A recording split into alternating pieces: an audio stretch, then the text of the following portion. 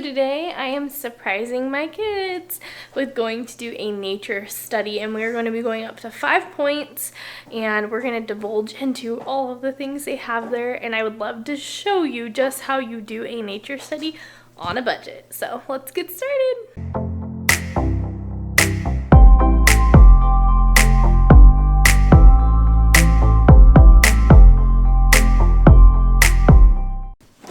Okay, girls, we're going to be going somewhere as a surprise today. Do you want to know where it is? Where? Yeah. I'm going to take you and Hayden and Amelia to 5 points in Tehachapi to do nature journaling. Yay! Yes!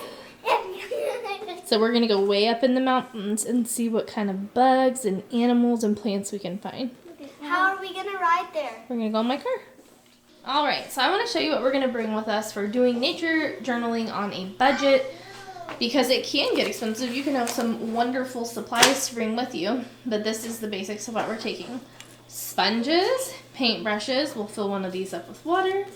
We have this heavyweight paper pad, so this will be for drawing. I also have this so that they can have an idea looking at the shapes of things. And they could also color in that if they wanted to, but the goal is to draw it on their own.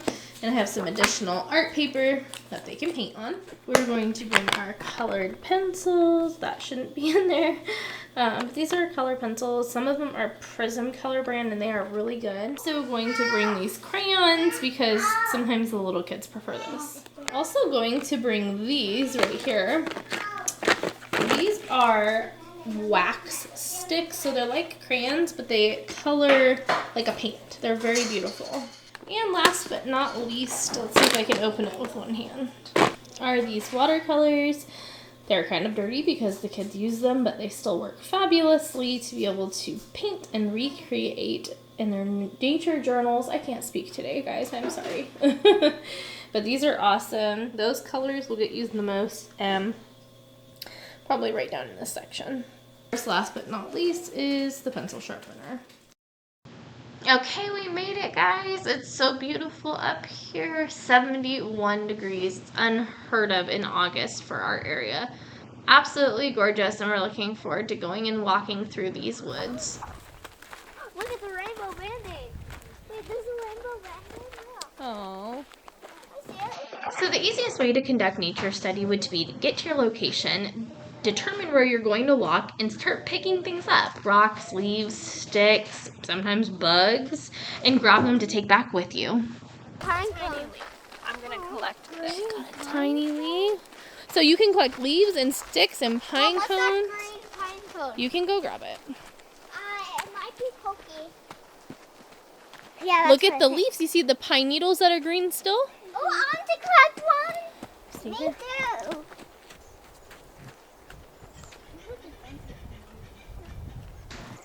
So right now we're just trying to scan the area, look high and low. We also need to be mindful of snakes because they are out here. It is still summertime and we don't want to get hurt. And also scorpions and spiders. Beautiful. It's spiky. So let's look and observe the log but not touch What is it. that? You can grab it but shake it. Oh, that's poop next to it. Don't touch that. It's poop. Look at the log, but don't touch it. Because there's going to be spiders. Yeah. Spiders, bugs. Oh, we can look at Let's it. look in it and see what we see. I just see a bunch of bark and stuff. Yeah, what do you think's happening with that? I can't seem to. Is it decomposing? It's going Compose. Good job. And look at all these leaves. Lizard, snake. Yeah. And the leaves decompose and they add new topsoil. A few of the things that you can bring up as you're walking is take a look at the ground, take a look at this log, just looking at your surroundings and discussing the state that they're in, like decomposition. Marine's going to turn over the rock and see if we can find anything. Anything under there? No. Madeline, come here. Yep, look it. Another great what? way Is there anything in to go about nature journaling is to look under rocks, especially if you're journaling bugs. There's almost always bugs. It's probably 8 out of 10 times there will be a living creature underneath that rock that you could document. Moss growing. She's not happy. Now look at this plant right here. This is something we haven't seen yet. Don't touch it though, because we don't know how to identify it. Okay. But look at, what are the shapes of the leaves? Do they have lines in them? Yeah, they do. Yeah. Does the stalk have bristles? Like, is it pokey? Does it have hair? I don't. Yeah, it has hair. Wait, right here. Wait, is that a? Oh my. Some of the things you can do while you guys are out walking is ask the questions, like I do with this plant here. You say, what does it look like? Tell me the texture, the shape. All of those things, have them look at the stalks. The point of doing that allows you to help identify the plants for what they are. Yeah, look at that rock you found. I like this leaf. Look it, you can tell that water used to run off over here. Yeah, I used to go. So as you're walking, you can discuss things like water runoff, rocks, minerals you find, different things that you see in the ground that should or shouldn't be there. So you're going to take your paper, and then we're going to start to observe. I don't have a what we paper. found. Actually, I'm going to use that paper. Use that this. It's going to be hard to draw a and this. That's okay. Oh, well, can I have the rock? This rock?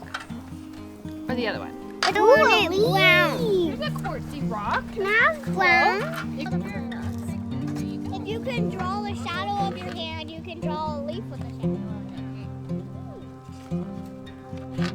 I think this turned out horrible. Didn't? So I first use the... Encourage your children to color, to draw, to use their imagination, and to also put forth their best effort into these drawings. It's not really turning out perfect. God is.